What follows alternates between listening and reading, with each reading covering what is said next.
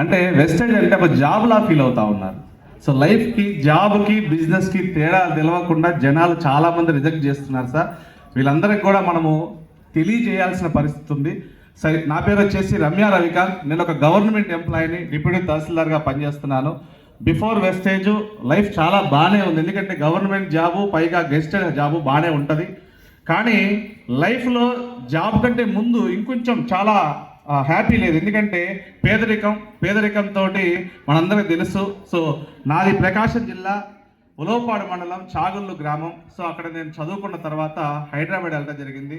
హైదరాబాద్లో intermediate, degree, PG అయిపోయిన తర్వాత సాఫ్ట్వేర్ వైపు వెళ్ళాలనే ఆలోచన 2009 ఆ ప్రాంతంలో ఆర్థిక మాధ్యమం వచ్చి జాబ్స్ పోతున్నాయనే ఆలోచనతో, సో జాబ్ పోతే ఎలాగా, ఫ్యూచర్లో ఫైనాన్షియల్ ప్రాబ్లమ్స్ వస్తాయేమన్న ఆలోచనతో, ఎప్పుడు కూడా ఆర్థికంగా బాగుండాలనే ఆలోచనతో ఎంఎస్సి చేస్తే టీచర్గా వెళ్ళొచ్చు, సో లెక్చరర్గా వెళ్ళొచ్చు అనే ఆలోచనతో ఉస్మానియా యూనివర్సిటీలో క్యాంపస్కి ఎంట్రన్స్ రాయడం జరిగింది. క్యాంపస్లో సీట్ వచ్చింది. తర్వాత ఒక 2 ఇయర్స్ అక్కడ ఆ వాతావరణంలో గవర్నమెంట్ జాబ్ అనే ఒకటి అంటుకోవడం జరిగింది. ఎందుకంటే ప్రైవేట్ జాబ్కి గవర్నమెంట్ జాబ్కి తేడా ఏంటంటే, ప్రైవేట్ జాబ్లో ఎప్పుడు కూడా పోరాటం చేస్తూ ఉండాలి. ఎస్ఆర్నో. సో గవర్నమెంట్ జాబ్ కోసం ఏంటంటే జాబ్ కోసమే పోరాటం చేయాలి. జాబ్ వచ్చిన తర్వాత లైఫ్ అంతా బాగానే ఉంటుంది. సో అలా గవర్నమెంట్ జాబ్ వస్తే లైఫ్ మారుతుంది అనే ఆలోచనతో ప్రిపేర్ అయ్యాను. 2013లో జాబ్ వచ్చింది. సో ప్రకాశం జిల్లాలో కనిగిరిలో ఫస్ట్ పోస్టింగ్. అంతా బాగానే ఉంది, కానీ మ్యారేజ్ అయిన తర్వాత ఖర్చులు పెరుగుతూ ఉన్నాయి, జీతం సరిపోవట్లేదు. సో ఖర్చులు పెరుగుతాయి, ఆదాయాలు పెరుగుతాయా? ఖర్చులే పెరుగుతున్నాయి, ఆదాయాలు పెరగట్లేదు. ఈ ఆదాయాలు పెంచుకోవాలనే ఆలోచనతో ఉన్నప్పుడు ఇంకేదన్నా చెయ్యాలి అనుకున్నప్పుడు మళ్ళీ నాకు ఇంకో గవర్నమెంట్ జాబ్ చేస్తే బాగుంటుందని మళ్ళీ ఎంట్రన్స్ రాయడం జరిగింది. సరే రాలేదు, ఎందుకంటే నిరుద్యోగులు ఎక్కువగా ఉన్నారు, ఉపాధి అవకాశాలు తక్కువగా ఉన్నాయి.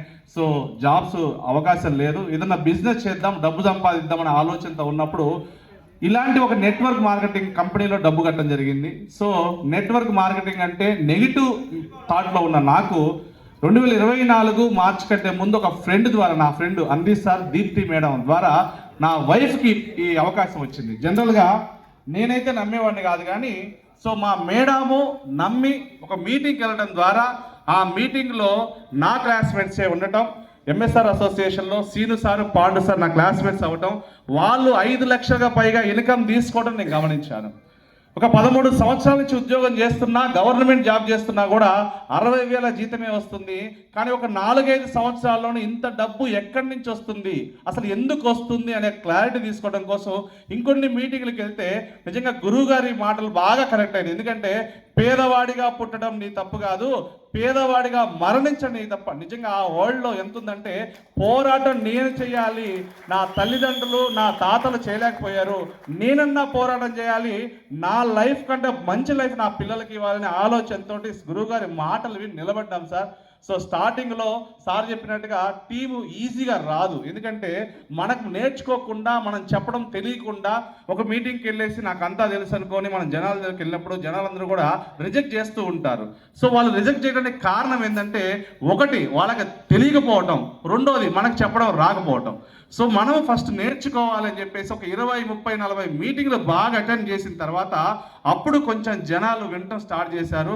విన్నా వినకపోయినా నిజంగా నిలబడితే గెలుస్తాం, గెలిచాక అందరూ వస్తారని ఒక చిన్న లైన్ పట్టుకొని ముందుకెళ్తా ఉంటే ఫస్ట్ ఇన్కమ్ 311 రూపాయలు అలా ఇన్కమ్ స్టార్ట్ అయింది.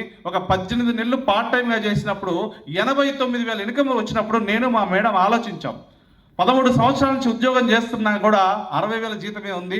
ఫ్యూచర్లో 1,00,000 రూపాయలు తీసుకోవాలంటే ఇంకొక 5 నుంచి 6 సంవత్సరాలు పడుతుంది జాబ్లో. గవర్నమెంట్ జాబుల్లో 1,00,000 రూపాయలు ఇన్కమ్ రావాలంటే 20 సంవత్సరాలు ఉద్యోగం చేయాలి, సర్వీస్ చేయాలి. గతంలో పెన్షన్ ఉండేది, ఇప్పుడు పెన్షన్ కూడా లేదు. మరి పెన్షన్ లేనప్పుడు ఈ ఖర్చులకు అన్ని తగ్గించుకొని మనం ఎంత మిగిలిచ్చి ఫ్యూచర్ ఎలా ఉంటుందని ఒక్కసారి ఆలోచించి, సో డబ్బు సంపాదించాలనే ఆలోచనతో ఈ బిజినెస్లో నిలబడ్డాం. అంతకన్నా ముందు మా మేడానికి హెల్త్ ఇష్యూ తగ్గింది. ఒక 8 సంవత్సరాల నుంచి ఆర్థరైటిస్ ఉండేది. ఆ ఆర్థరైటిస్కి బయట ఇంగ్లీష్ మెడిసిన్ వాడుతున్నా కూడా తగ్గలేదు. కానీ ఇక్కడ ఫుడ్ సప్లిమెంట్స్ వాడుకోవడం వల్ల తగ్గిన తర్వాత ఇంకొంచెం ధైర్యం వచ్చింది. అలా 89,000 వచ్చినప్పుడు లీవ్ పెట్టడం జరిగింది. సో లీవ్ పెట్టి సీరియస్గా పనిచేస్తే 2 నెలలకే 1,26,000 ఇన్కమ్ వచ్చింది. సో నిజంగా 2 సంవత్సరాల్లో వెస్టేజ్లో 1,00,000 వస్తుంది. ఎందుకంటే చెప్తా ఉంటారు మన సీనియర్స్, సో 2 years నిలబడండి, 1 year 1 lakh, 1 year 1 lakh అని, అవునా కదా? సో పార్ట్ టైంగా చేస్తే 2 years పడుతుంది, ఫుల్ టైం చేస్తే 1 year పడుతుంది పక్క. సో అట్లా 2 yearsకి 1,26,000 వచ్చిన తర్వాత ఈ జనవరి నుంచి ఇప్పటికే ఒక 10 లక్షలకు పైగా ఇన్కమ్ తీసుకోవడం జరిగింది. జాబ్లో సంవత్సర జీతం 7.5 లక్ష, ఎందుకంటే సంవత్సరానికి నెలకి 60,000 జీతం, సంవత్సరానికి 7.5 లక్ష. కానీ ఈరోజు వెస్టేజ్లో జస్ట్ ఒక 6 monthsలోనే 10 లక్షలపై ఇన్కమ్ తీసుకున్నామంటే power of wastage, power of MSR association. ఎందుకంటే చాలా అసోసియేషన్స్లో టీంలు ఉన్నాయి, ఇంత విలువలతో కూడిన టీములు బయట లేవు సార్. ఇందాక నిన్న సుబ్బయ్య సార్ ఒక మాట చెప్తా ఉన్నాడు, భారతదేశంలోనే నెంబర్ 1 టీం ఎవరంటే ఎంఎస్ఆర్ అసోసియేషనే. ఆ ఒక్క గురువు గారి మాటలతోటే నిలబడ్డాం సార్. ఈరోజు నాకు జాబ్ చిన్నగా కనపడతా ఉంది, ఎందుకంటే 30 ఏళ్ళ తర్వాత రిటైర్డ్ అయిన తర్వాత 1 కోటి 2 కోట్లు సంపాదించుకుంటాం, ఏది నిజాయితీగా ఉంటే. మరి ఈడ ఎంతమందికి అవకాశాలు ఇవ్వచ్చు? ఒక గురువు గారు నిలబడితే ఈరోజు ఐఐపి తెలంగాణలో నిజంగా ఒక 10,000, 20,000, 50,000 మంది కూడా ఈరోజు మీటింగ్ రావడానికి సిద్ధం ఎస్ఆర్లో. సో అలాగే మనం కూడా నిలబడి 10 మందికి సహాయం చేయాలి అనే ఆలోచనతో నిలబడ్డాను సార్. డిసెంబర్ కల్లా ఒక 3 లక్షల ఇన్కమ్ తీసుకోవాలని చెప్పేసి, 2030 కల్లా విఎంసీఎం అవ్వాలి, దానికోసం ఎంత కష్టమైన పడాలని చెప్పేసి నేను మా మేడం డిసైడ్ అయ్యి పనిచేస్తా ఉన్నాం. థ్యాంక్ యూ సార్, ఇంత మంచి అవకాశం మాకు ఇచ్చినందుకు. సో బిఫోర్ వెస్టేజ్ 60,000 జీతము 6వ తారీఖు అయిపోయేది, ఎందుకంటే అన్ని లెక్కలు వేసుకుంటూ ఉంటే నెలాఖరికి వచ్చేలకు ₹1